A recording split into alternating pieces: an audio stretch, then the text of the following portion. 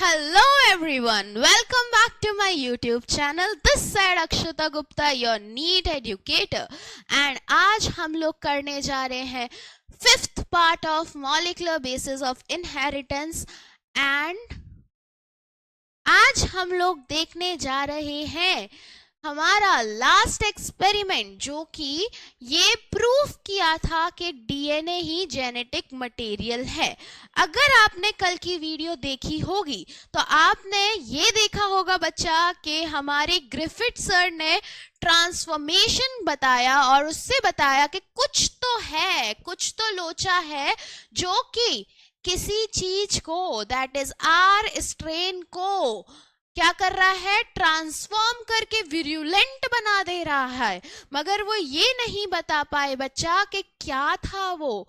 फिर उसके बाद हमारे 3 साइंटिस्ट आए जो कि क्या थे, एवरी, मैकलेड एंड मैकार्टी। इन तीनों ने मिलके बताया कि भाई डीएनए ही है और कुछ नहीं है बच्चा। उन्होंने क्या बताया कि हमारा जब हम लोग आरएनएस और डीएनएस डालेंगे सिर्फ प्रोटीन बचेगा, चूहा बच जाएगा, चूहे की बल्ले बल्ले हो गई। जब हमने सिर्फ आरएनए बचाया डीएनएस एंड प्रोटीएस डाल के तो अभी चूहे की बल्ले बल्ले हो गई, वो बच गया। मगर जब हमने डीएनए डाला चूहे के अंदर तो चूहा मर गया। मतलब ये डीएनए ही है जो आर स्ट्रेन को ट्रांसफॉर्म कर रहा है और विरुलेंट बता रहा है। मगर यहाँ पर बोल तो दिया गया DNA is the genetic material, but हर किसी ने ये चीज नहीं मानी। सब लोगों ने बोला कि अरे जरूरी थोड़ी ना है, हिट एंड ट्रायल है, कुछ भी गड़बड़ हो सकती है। तो इस चीज को यूनिवर्सल बनाने के लिए, मतलब डीएनए ही हमारा जेनेटिक मटेरियल है, इस चीज को जो हम अभी मानते हैं वो दिया गया हर्शे एंड चेज एक्सपेरिमेंट से। किसने? Alfred Hershey and Maratha chase. ये दोनों ने 1952 में जब हमारा डीएनए के लिए वॉटसन एंड क्रिक को भी नोबेल प्राइज मिला था, उसी टाइम पे इन लोगों ने एक्सपेरिमेंट किया। नाउ हम देखते हैं कि ये एक्सपेरिमेंट क्या था बच्चा। हुआ क्या, आप लोगों ने एक 11th क्लास में वर्ड सुना होगा बैक्टीरियोफेज। बैक्टीरियोफेज। और इस चैप्टर के स्टार्टिंग में भी जब हम लोग लेंथ देख रहे थे डीएनए की, उस टाइम पे वर्ड सुना होगा बैक्टीरियोफेज। तो ये बैक्टीरियोफेज क्या है बाबा? ये बैक्टीरियोफेज और कुछ नहीं, ये एक ऐसा दुष्ट बच्चा है, या हम कह सकते हैं एक ऐसा दुष्ट वायरस है जो कि बैक्टीरिया को इन्फेक्ट कर रहा है। तो ये क्या है? वायरस that infect bacteria, मतलब इसको कौन सा होस्ट चाहिए? बैक्टीरिया एज अ होस्ट चाहिए। तो हमने क्या किया, ये एक बैक्टीरियोफेज, हमने नहीं मतलब हर्शे एंड चेज ने क्या किया, एक बैक्टीरियोफेज लिया, ठीक है, 2 बैक्टीरियोफेज ले लिए, चलो ठीक है। दिस इज बैक्टीरियोफेज 1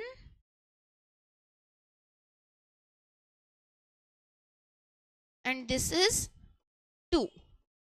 इसमें इनने क्या किया, एक को रेडियो एक्टिव किया सल्फर के लिए और दूसरे को रेडियो एक्टिव किया आपका फास्फोरस के लिए। इसको क्या कर दिया, रेडियो एक्टिव किया किसके लिए बच्चा? इसको रेडियो एक्टिव किया सल्फर के लिए और इसको क्या कर दिया, रेडियो एक्टिव फास्फोरस के लिए। अब अगर आपको याद होगा इसी चैप्टर की स्टार्टिंग की वीडियो से, जहां पर हम लोग डीएनए का स्ट्रक्चर देख रहे थे, तो हमने वहां पर देखा था डीएनए 3 चीज से मिलके बनता है। वो 3 चीज क्या है? क्या है बच्चा वो 3 चीज? Phosphorus, nitrogenous base and sugar. तो ये जो फॉस्फोरस है वो रेडियो एक्टिव एक्टिव हो रही है, मतलब ये जब भी देखेंगे हम तो क्या दिखाएगा, ये शो करेगा डीएनए का प्रेजेंस। किसका प्रेजेंस शो करेगा, प्रेजेंस ऑफ डीएनए। और हमें पता है कि जो प्रोटीन्स होते हैं वो अमाइनो एसिड से बनते हैं, और अमाइनो एसिड में carbon, amino group, carboxylic group के साथ साथ एक वेरिएबल होता है जिसमें सल्फर, नाइट्रोजन, ये सारी चीजें हो सकती है। तो ये आपका क्या दिखाएगा, रेडियो एक्टिव सल्फर क्या दिखाएगा, प्रेजेंस ऑफ प्रोटीन। अब हमें देखना है कि जब ये बैक्टीरियोफेज एक बैक्टीरिया को इन्फेक्ट करेगा तो उसके सेल में डीएनए दिखेगा या सल्फर दिखेगा। अगर डीएनए रेडियो एक्टिव हो गया मतलब डीएनए हमारा जेनेटिक मटेरियल है, क्योंकि वो एक जनरेशन से दूसरी जनरेशन में, मतलब एक से दूसरे में जा रहा है, बैक्टीरियोफेज से बैक्टीरिया में जा रहा है। और अगर बच्चा आरएनए दिख गया तो क्या है बच्चा, आरएनए हमारा वो प्रोटीन दिख गया, सॉरी, तो बच्चा क्या है, हमारा प्रोटीन क्या है, जेनेटिक मटेरियल है। तो अब हम लोग देखते हैं एक्सपेरिमेंट। एक्सपेरिमेंट क्या है, यहां पर सल्फर लेबल्ड प्रोटीन कैप्सूल ले रखा है ना। कौन सा ले रखा है, सल्फर लेबल्ड, मतलब बैक्टीरियोफेज किससे रेडियो एक्टिव है, सल्फर से। और यहां पर फास्फोरस, ये क्या है, रेडियो एक्टिव क्या है, फास्फोरस से। ठीक है, अच्छा एक मिनट, आप इसका स्क्रीनशॉट ले लो।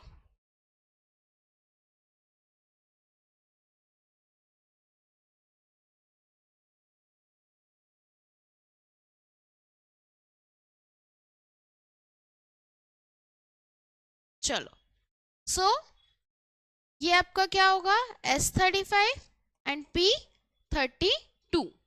अब ये हमारा क्या है बच्चा, ये बैक्टीरिया है।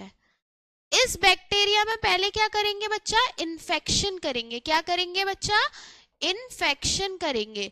मतलब हम लोग एक वाइल लेंगे, देखो ऐसे देखो, एक वाइल लेंगे, ठीक है, एक वाइल मतलब शीशी, ठीक है।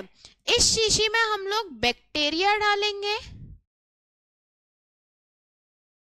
और बैक्टीरियोफेज डालेंगे, बैक्टीरियोफेज डालेंगे।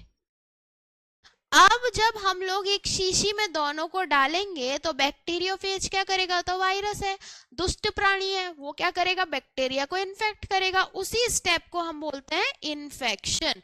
तो हम क्या करेंगे, बैक्टीरियोफेज और बैक्टीरिया को इन्फेक्ट करवाएंगे। अब क्या होगा, अब देखो ऐसे ही तो इन्फेक्ट होगा नहीं, उसके आसपास भाई कैप्सूल भी है, ये दिख रही होगी आपको, कैप्सूल भी है, अंदर है जेनेटिक मटेरियल या जो भी प्रोटीन, और सल्फर के केस में प्रोटीन और इसके केस में डीएनए अंदर है ना बच्चा।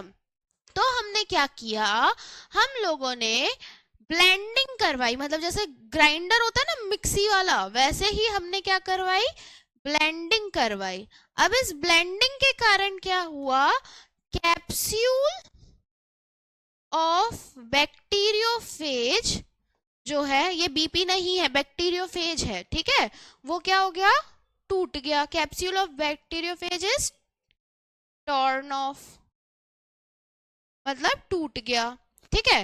अब जब ये टूट गया है तो अब क्या होगा बच्चा, जब ये टूट ही गया है, इसके कारण क्या हुआ है, कैप्सूल टूट गया।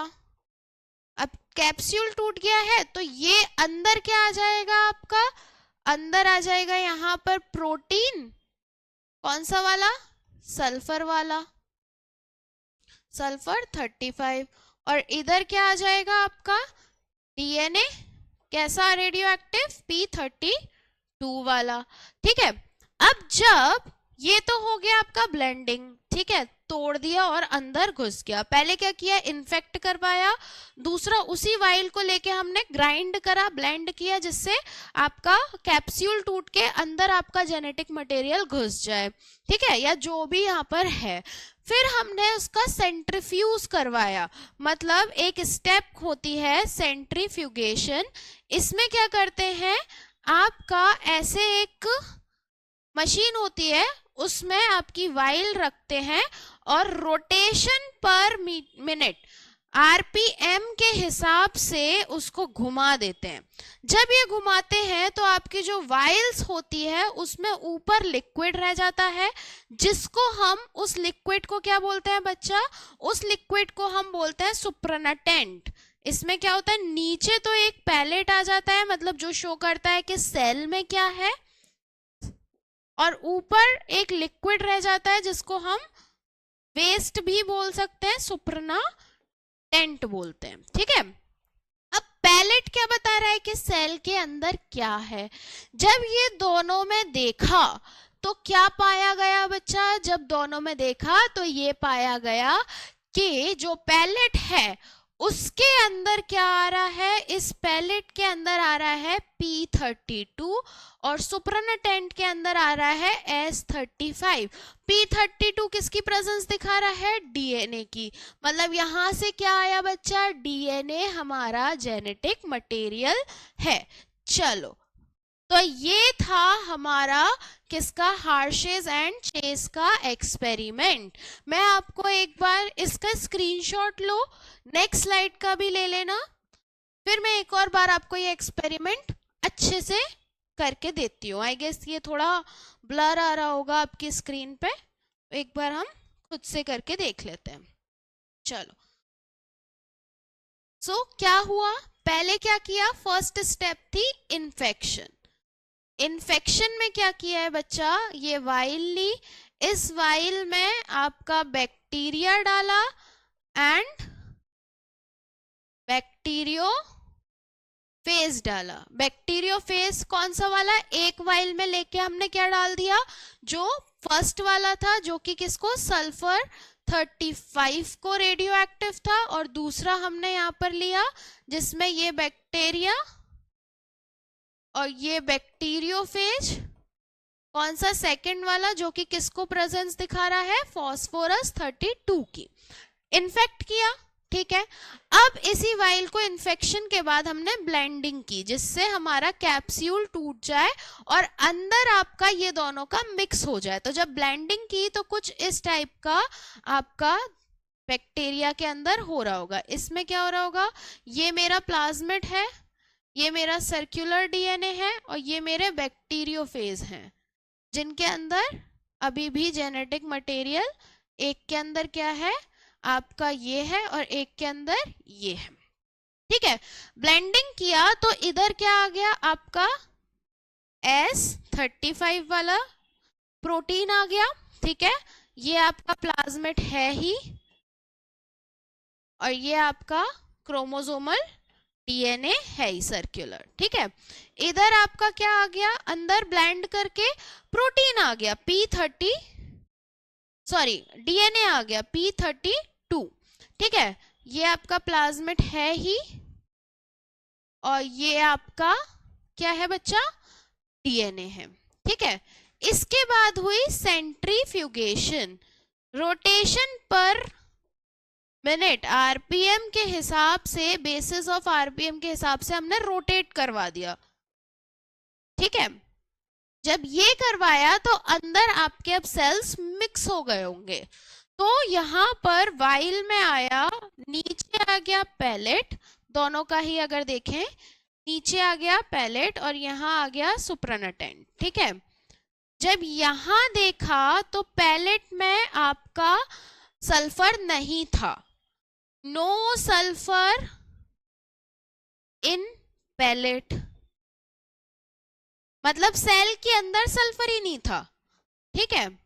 और यहां जब देखा गया तो P32 was in पैलेट और कैन से सेल, तो यहां से हमें क्या पता चला कि इसमें सेल के अंदर तो सल्फर ही नहीं है, मतलब सेल तो ट्रांसफॉर्म कर ही नहीं पाया, मतलब सेल के अंदर जेनेटिक मटेरियल पहुंच ही नहीं पाया। और सल्फर किसको कर रहा है रिप्रेजेंट, किसको कर रहा है बच्चा, प्रोटीन को। मतलब यहां से हमें क्या पता चला, कंक्लूजन की बात करें तो यहां से हमें पता चला प्रोटीन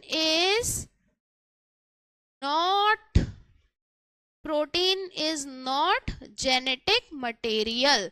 यहां से हमें ये पता चला। और यहां पर P32 किसको रिप्रेजेंट कर रहा है, डीएनए को। तो यहां से क्या पता चला कि DNA is are genetic material. और यहां से ये जो आया पुराने वाले ट्रांसफॉर्मेशन के बाद, और ये यहां से बच्चा ये आ गया आपका क्या, यूनिवर्सल।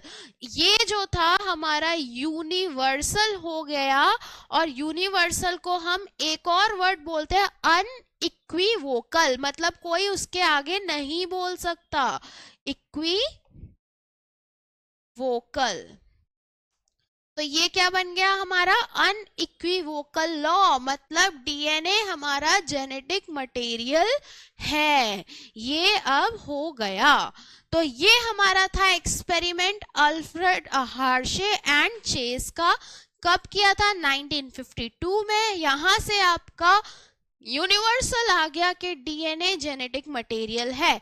क्या लिया गया था, बैक्टीरियोफेज। एक बैक्टीरियोफेज को सल्फर से रेडियो एक्टिव किया, एक को फास्फोरस से किया। फास्फोरस डीएनए में होता है, सल्फर प्रोटीन का है।